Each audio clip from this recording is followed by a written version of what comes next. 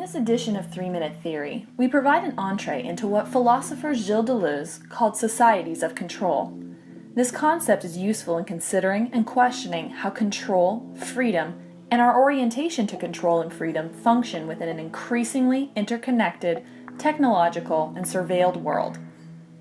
In its simplest articulation, societies of control can be understood as an evolving form of discipline that moves beyond enclosed structures and outward into a sophisticated network of entangled systems. We'll discuss that more in a moment, but first, let's briefly talk about Foucault's description of disciplinary societies.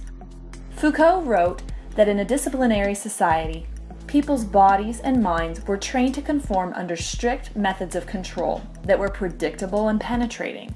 This type of organization ensures that populations will govern themselves through the threat of surveillance and subsequent punishment.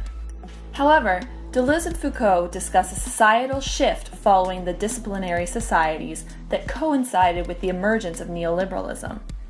In this shift, the governing of a population is not limited to enclosed spaces like the factory, but is instead freed up to operate in open systems and networks.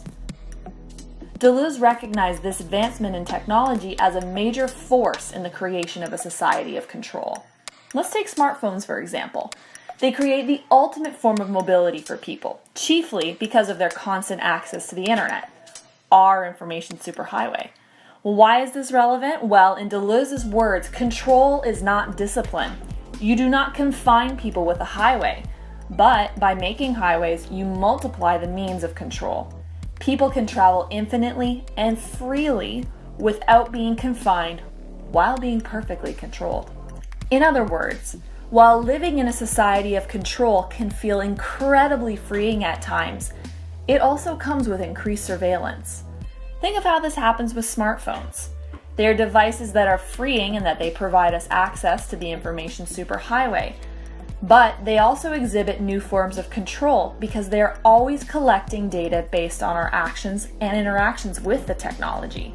Thus, unlike disciplinary societies where workers are geographically linked to their places of employment and consumers purchase items in the confines of various physical markets, societies of control and the technology embedded within them provide freedom in that we can move around more, work and communicate in more flexible ways, and even buy practically anything with a few taps on a screen.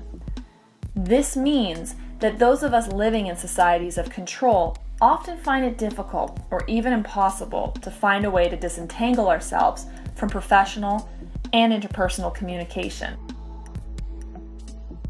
In conclusion, Deleuze's societies of control cautions us that the freedoms promised by such mobilities are perhaps much less freeing than we may initially think or are led to believe.